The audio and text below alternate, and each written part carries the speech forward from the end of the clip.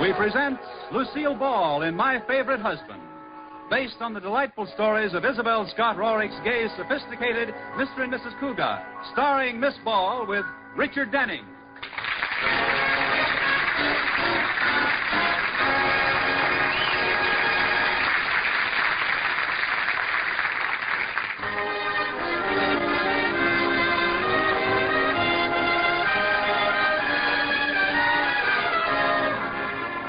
Well, let's look in on the Cougats and see what they're doing.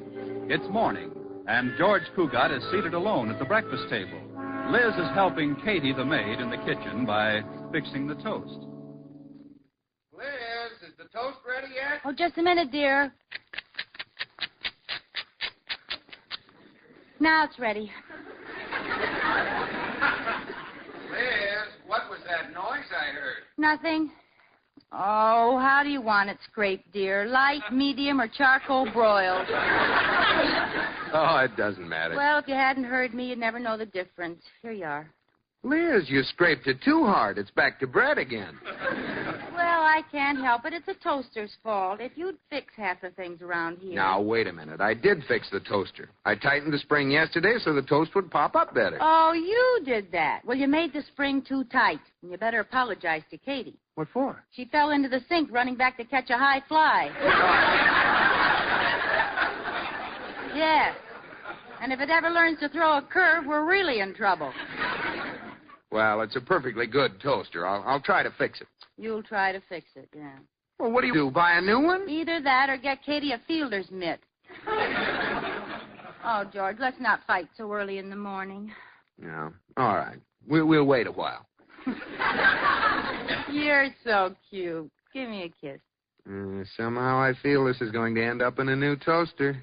Don't be silly. Your morning kisses are like coffee to me. That's how I wake up. Liz, I have a confession to make. What? My caffeine's been removed. Oh, silly. Come here.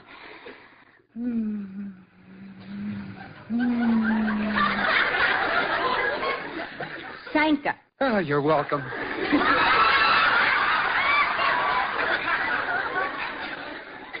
You know, George, the way we kiss, I don't need a new toaster. You don't? No, just put a piece of bread in my hand and kiss me again. Isn't it wonderful, George? No matter what we argue about, a kiss from you fixes everything. You know, you could get around anybody with a kiss. Really? Well, when I get to work, I'll try it on Mr. Atterbury. Hey, what's that? It's in the kitchen. Katie! Katie, what's going on out there? Mrs. Cougat, Mr. Cougat, run for your lives. What's the matter? What happened? The automatic dishwasher has gone crazy. That thing's broken again. Oh, it threw every dish in the kitchen at me, and it's trying to climb into the cupboard to get some more. Oh, now, Katie, you mustn't be upset. It's not that tragic. Oh, I can't help it, Mrs. Cougat. That thing hates me. Well, you go back to the kitchen and get even with it. Pull its plug out. Yes, ma'am. George, I'd like to talk to you about a new dishwasher. Kiss me, Liz. Oh, no. No, with the toaster, it just meant burnt toast. This time we may lose Katie. Why, that's ridiculous. What's the matter? Can't she wash dishes in a pan like everybody else? Well, but she's had the dishwasher so long, she might resent it and quit. And you know we can't find anyone nearly as wonderful as she is. Well, what are women coming to that they have to be pampered with electrical gadgets? Oh, we're not pampered. Well, the wives of our ancestors didn't have dishwashers. Pioneer women didn't have a lot of electrical appliances to do their housework. Of course they didn't. And where are those women today? Dead. Well, I'm not buying Katie a new dishwasher. And you can tell her so. She'll get rough red hands. Well, what of it? She's got rough red everything else.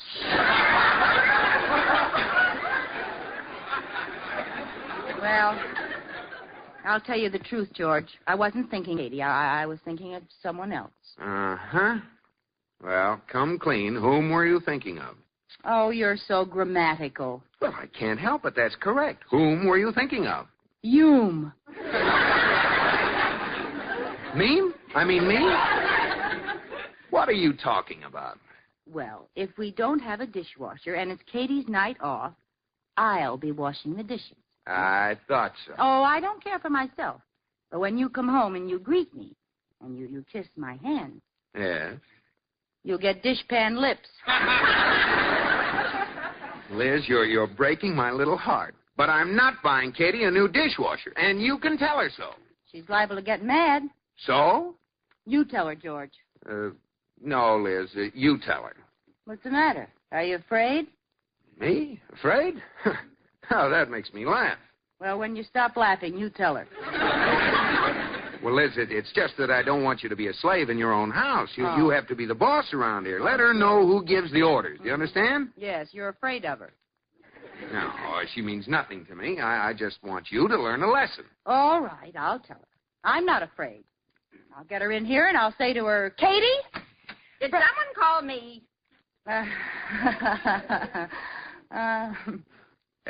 Mrs. Cougat has something to tell you, Katie. No. Yes. Katie, there's something you might as well know right now. What is it? I want some more coffee. That's telling her, Liz. Oh, why don't you go to work?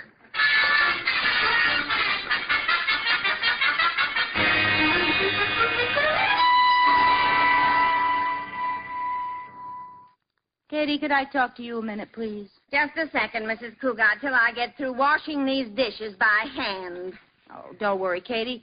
I'll get a dishwasher somehow. I asked Corey Cartwright to come over. Well, what for? I didn't think he knew about anything except women. He doesn't, but he has a lot of friends in radio, and I thought maybe if he could get me on a giveaway program, I might win a dishwasher. Do you think you could win? Oh, listen, I've heard some of those shows won by morons, and I'm as smart as they are any day. Wait a minute, that doesn't sound right. That must be Corey. I'll get it. Oh, he's in a hurry. Quick, close the door. What's the matter? Women, I can't get rid of them. Crowds of them chase me down the street. Oh, well, it must be tough to be so irresistible.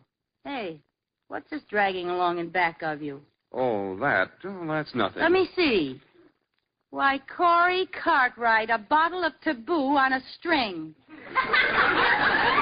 Well, it's a game I play. It's like fishing, only for women. Oh, you ought to be ashamed of yourself. Say, what was on your pretty mind when you asked me to drop by, dear? Corey, are you still friends with that fellow who puts on radio shows? Well, sure. I've been on a lot of them lately. 2 more programs, and I'll have all my Christmas shopping done. Well, could you get me on one? Absolutely. What do you want to win? I've got a list of what they're giving away. Mm-hmm. Refrigerators, stoves, automobiles, diamond rings, wristwatches, and kitchen utensils. Yes, but I want... Garbage disposal units, Hoover vacuum cleaners, fur coats, house paint, pianos, radio phonographs, record albums. But you see, I'd like typewriters, to have... 6 office buildings, a parking lot in downtown Los Angeles, and Arrowhead Springs.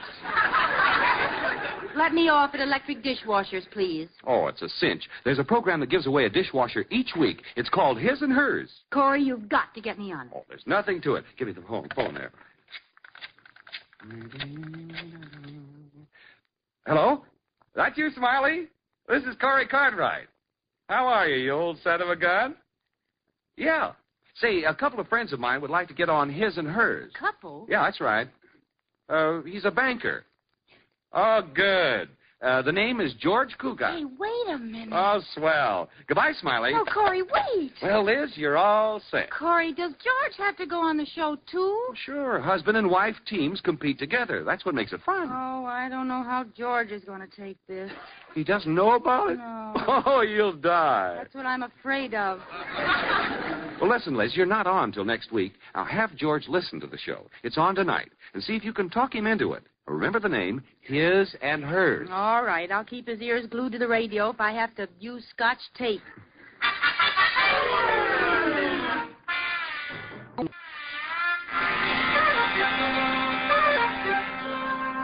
Well, George, we have a whole evening to ourselves. What would you like to do, honey? Oh, I don't know. I can't make up my mind between going to a movie or visiting the Stearns. You decide. All right, I decided. Which is it going to be? We'll stay home and listen to the radio. But, Liz. I want to be alone with you, George. We can smooch. We can? I could smooch with you 24 hours a day, 7 days a week, 52 weeks a year, with time and a half for over smooch. Say, what's this radio business? I thought you didn't like radio shows. Me? Oh, no, I love radio. I listen to it all day long. Oh, yeah? What programs? Portia Faces John's Other Wife. What? Ma Perkins Can Be Beautiful. No, Liz. When a girl marries, it pays to be ignorant. No. Libby Owens, Glass Blower. Oh, stop it. What scheme is brewing in that pretty little skull? Nothing. I just want to listen to the radio. I'll turn it on. Yeah, all right. As long as it isn't one of those horrible quiz shows. Quiz shows? Oh, if there's one thing I can't stand, it's a lot of silly characters making fools of themselves in front of a microphone. Oh, I think they're a lot of fun. How can a person with any self-respect appear on one of those things? And now, ladies and gentlemen, our last contestants will come up to the microphone to compete for our big jackpot prize on His and Hers. Mr. and Mrs. Paul Roney. Liz, that's a quiz show. Now, can either of you tell me the answer to this question? What is stored at Fort Knox? Yeah, now that's an insult to his intelligence, and any fool knows what's stored at Fort Knox. Sure, gelatin. Here, turn that thing off. No, I want to listen. Gold is right, and Mr. and Mrs. Roney win the jackpot for tonight's His and Hers. Good night. You mean both a man and his wife go through that? Yes. Doesn't it sound like fun? Is there no bottom to a human being's dignity? And now we'll announce the names of next week's contestants. Oh, no. What's the matter, Liz?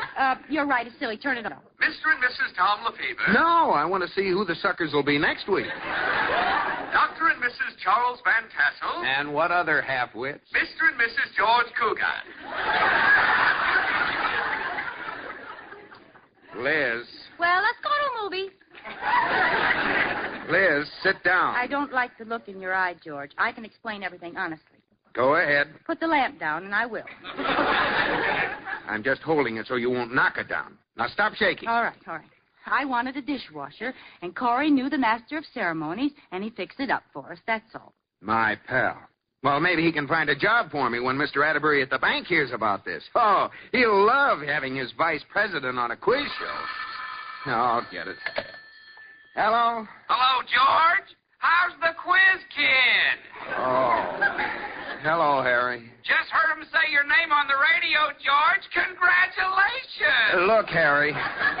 We're not This going... is only the beginning, George. Maybe if you give yourself a home permanent, you'll be chosen queen for a day. Now, wait a minute. Well, goodbye, Queenie. Liz, Yes, Your Majesty? that's not funny. In half an hour, everyone in town will know about this. Oh, another wise guy. Well, I'll tell him a thing or two. Yes, I know. Quiz kid. Queen for a day. And keep your smart answers to yourself. George, this is Mr. Atterbury. Oh, my gosh. It's Mr. Atterbury. Well, goodbye, George. You stay here, you blundering idiot. What? Oh, no. Not you, Mr. Atterbury. George, I just heard your name on the radio. Well, I can explain everything, Mr. Atterbury. You see... I'm for you, boy. Yes, but my wife... what did you say? It's a stroke of genius. Excellent publicity for the bank. Oh, you like the idea? Why, it's sensational, boy. The kind of forward thinking we need. Show the public how intelligent bankers are. How'd you ever think of the idea, boy? Oh, I don't know. It came to me right out of the air. Well, it was a great idea, and I'm proud of you, boy. Thanks. Talk to you at the bank tomorrow, boy. Yeah, well, goodbye, Mr. Atterbury. What'd he say, boy? I love you, boy. Liz, he wants me to go on the show and prove how smart bankers are. I'm worried. Oh, don't worry, dear. I'll be right there with you. That's what I'm worried about.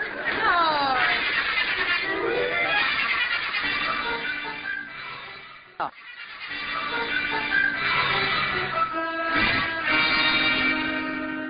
Now, Liz, I brought all these books home from the library. Uh-huh. And you know what we're going to do with them tonight? Press flowers? No. No, we're going to study for that quiz show. Mr. Atterbury got a block of seats, and everybody in the bank will be there. Oh, I've got a good idea, George. What? You answer all the questions. I'll just stand there. Yeah, don't be silly. If you don't open your mouth, what'll I tell them, that you're dumb? And if I do? Well, I see what you mean, but let's give it a try. Now here's some history questions. Here. What is the Monroe Doctrine? Monroe Doctrine? Yes, you know which Monroe it refers to, don't you? Oh, sure. Racing with the moon, high upon the midnight blue. Well, never mind. I'll answer the history questions. Now let's try some natural history. Here. What is the name of an animal with long, sharp fangs and a shaggy head who stalks his prey at night? Oh, that reminds me. Corey was here today. Never mind. I'll answer the nature questions. Now, that brings us to arithmetic. Oh, you answer the arithmetic questions, George. Liz, I've got a great idea. What? I'll answer the questions. You just stand there. Oh, good. I'm glad you thought of it. Yes.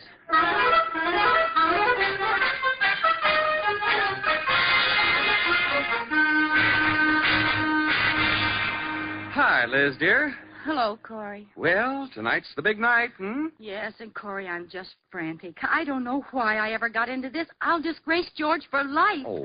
He could even lose his job at the bank over some stupid answer of mine. Oh, Liz, don't be ridiculous. He'll have to give up his lovely office at the bank. He'll lose his swivel chair. Just think, all the rest of his life, he'll never swivel again. I thought you might be upset, Liz. What would you say if I told you I had the list of answers to tonight's question? Where are they? Here, I got them from Adele, the producer's secretary. I had a date with her last night. Oh, Corey, I couldn't look at them. That's dishonest. Wouldn't be fair. Well, if that's the way you feel about it, Maybe one little peek. just one. I'll just peek at the first question, that's all. All right. Oh, what do you know? I had the list upside down. I peeked at the last one by mistake. Now I guess I'll have to peek my way back up to the first one. There. How can you remember them? Sure. Al Jolson, the sap runs every 2 years, Life with Father, and To Scrape the Barnacles Off Her Hull. That's right. I wonder what the questions are. That one about the sap running, that must be about trees, huh? What do you care as long as you have the answers? You're a cinch, Liz. Oh, this is just wonderful, Corey. George is going to be so proud of me.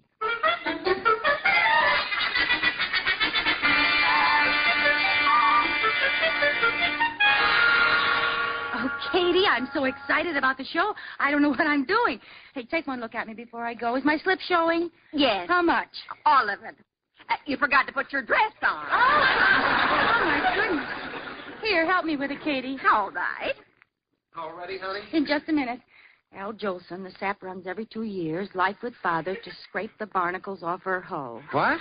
Oh, nothing. Oh. Well, how do you feel, Liz? Get some facts into your little head? You know, George, you're going to be very surprised. I have a feeling I'm going to know all the answers.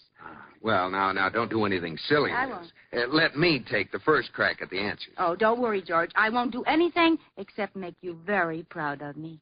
Well, goodbye, Katie. Goodbye. Hey, goodbye, Katie. Kiss me for good luck, George. All right.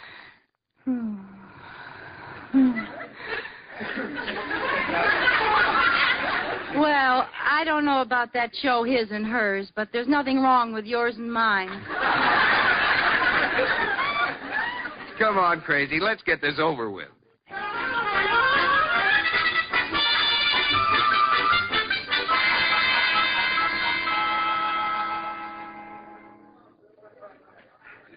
All right, everybody, we're going on the air in just 2 seconds now. Now, quiet.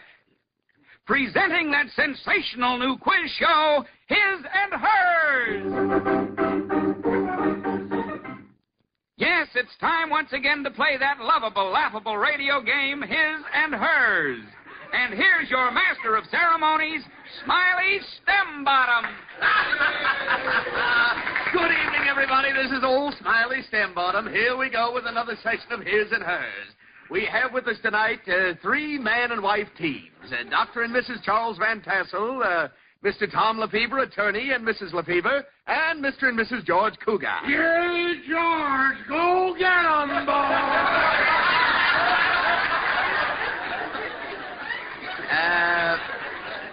Apparently, Mr. Cougar has some friends in the audience.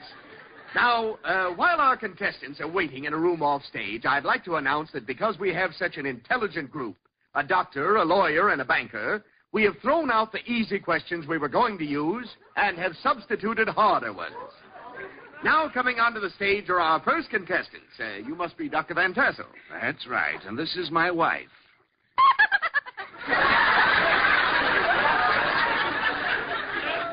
Apparently, Mrs. Van is tickled by her own tassel. Is she a little nervous? No, she always sounds like that. Yes. All right, here we go for our first question.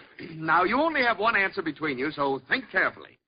Who discovered the fountain of youth and claimed he could live forever? Ponce de Leon. Absolutely right. What do you say to that, Mrs. Van Tassel? I knew you would. Now you have 25 points, and we'll go to the next question. What is your congressman's... I guess they'll call us pretty soon, won't they, George? Yes, now don't be nervous, Liz. Oh, I'm not nervous. Well, let's go. Isn't someone knocking at the door? No, that's your knees.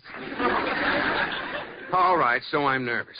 I should think you'd be, too, that those questions are liable to be tough. Oh, don't worry, George. I have a feeling I'm going to know every answer. Oh, look who has that feeling. Oh.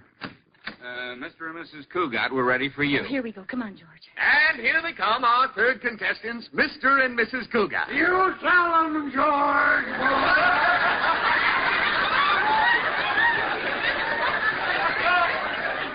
Hello, Mr. Atterbury. Hi, Corey. Liz, please. And now, right up here to the microphone. Are you all ready for these questions? They're pretty hard. Oh, I'll bet they're not so hard. Well, we'll see. Now, one answer for the two of you, remember. First question. Who discovered the fountain of youth and claimed he could live forever? Al Jolson. Oh, Liz. I'm so sorry. That's wrong, Mrs. Cougar. It is? Yes, but let's go on to question number 2. Okay. Question number 2. This is political. What is your congressman's term of office? The sap runs every 2 years.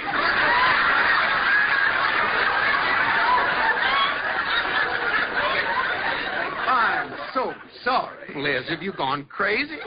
Something's wrong, George, but I'll get the rest of them. Well, let me answer this one. All right, George. Question number 3. What has caused America to have such a great increase in population? Well, George? I don't know. Would you repeat the question, please? What has caused America to have such a great increase in population? Is it life with Father? Wrong again. You now have a total score of nothing. Cougar, you're a stupid numbskull. No coaching from the audience, please. And now for your last question. Well, I'm sure to get one of these right. Why did the French people put Marie Antoinette under the sharp blade of the guillotine? To scrape the barnacles off her hull.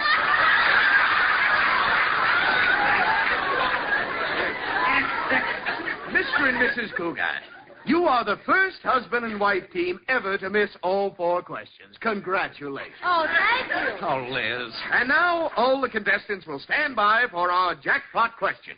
Liz, what's the matter with you? Oh, George, I had all the answers memorized, but they must have switched the questions on me. Oh, fine. Attention!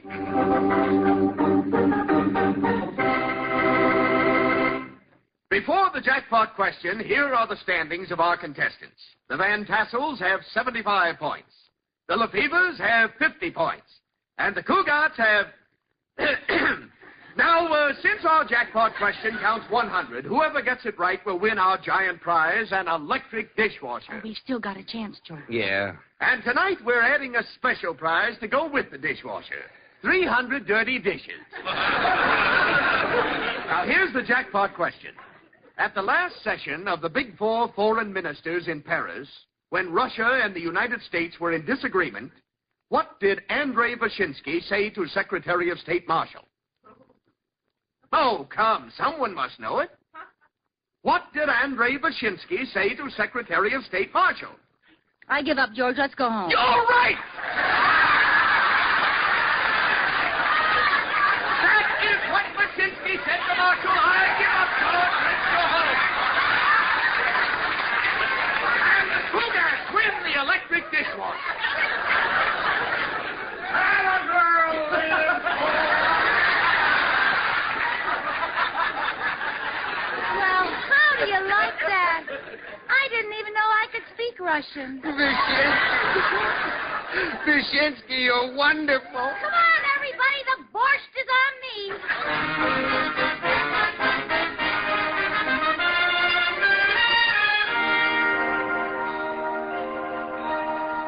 George. Hey, George. Are you asleep yet? No. When you're trying to sleep, do you ever pretend things? Mm-hmm. What? I pretend that you've stopped talking. Oh. My favorite pretend is that I'm a beautiful princess who swallowed a magic potion and I sleep for 20 years. What are you thinking? I'm wondering where I can get some of that potion. Oh, George, you aren't very romantic. Come on, pretend something. Okay. I pretend I'm all alone on a deserted island. Uh-huh. And I see coming toward me a girl with flowers in her hair. Oh? Now, what do you pretend? I pretend she's ugly. Good night, George.